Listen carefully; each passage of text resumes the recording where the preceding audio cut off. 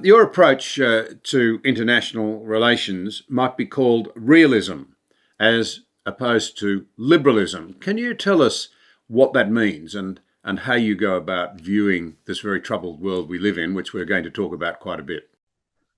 Sure. Realists believe that power is the currency in international politics and that states care above all else about the balance of power. And the reason states care about the balance of power is because they operate in a world where there's no higher authority that can come to their rescue if they get in trouble. And at the same time, they can never be sure that a really powerful state in that system won't come after them, won't attack them. And if that happens, of course, there's no one that they can turn to.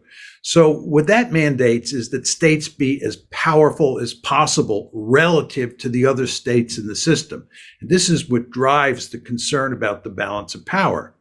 Now, what drives many people in the West crazy about realism is the fact that it says that all states behave that way. Democracies, as well as authoritarian states, as well as communist states. All states, in effect, are locked in an iron cage and behave roughly the same way. As you can imagine, most people in the West who are quite liberal want to believe that there's a difference between liberal democracies on one hand and authoritarian states on the other. But that's not the realist view. That is the liberal view. And let me just lay out very quickly the most prominent liberal theory, because I think it'll be quite clear how it contrasts with realism. And that theory is democratic peace theory. And it argues that in a world where you have lots of democracies, those democracies will not fight each other. In other words, those democracies, when they think about each other, won't worry about the balance of power the way realists say they will. But because they're liberal democracies, they will live in peace. A realist would not accept that argument. But in the liberal West, that's obviously going to be an argument or a theory that is very attractive. So I think in capsule form, that summarizes the difference between realism and liberalism. So for me, John, I understand what you're saying. I get it clearly as two different models, but it immediately raises the question then, does that mean that power is always, or might is always right, that power is always about, if you like, authority over others, or does it leave room for higher ideals versus lower ideals? Another way of putting it, is there such a thing as a good nationalism, or is it always competitive and inclined to bear its fangs? Well, I like to argue that there are instances where doing the right thing, the moral thing, the correct thing from an ethical point of view is consistent with what's the correct thing to do from a realist point of view.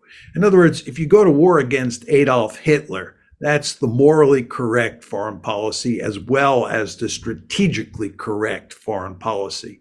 And here we're talking about the United States during World War II. So the arrows are lined up in a very important way.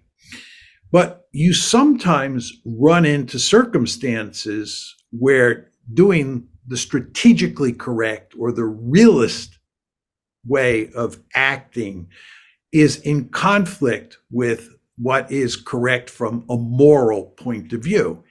And the realist argument is that in those cases, you will act according to the dictates of realism. And again, going back to World War II, the United States, as you know very well, formed a very close alliance with Joe Stalin and the Soviet Union and worked closely with the Soviet Union to defeat Nazi Germany. Having a close alliance with the Soviet Union is not the ethically correct thing to do. But from a strategic point of view, it made eminently good sense. So we did it.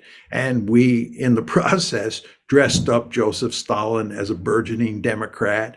And we were hardly ever critical about the Soviet Union because of its political system. And we did all of this because the Soviets were our allies. We needed them to defeat Nazi Germany. So a lot depends on whether ethical considerations and strategic considerations are in sync or out of sync.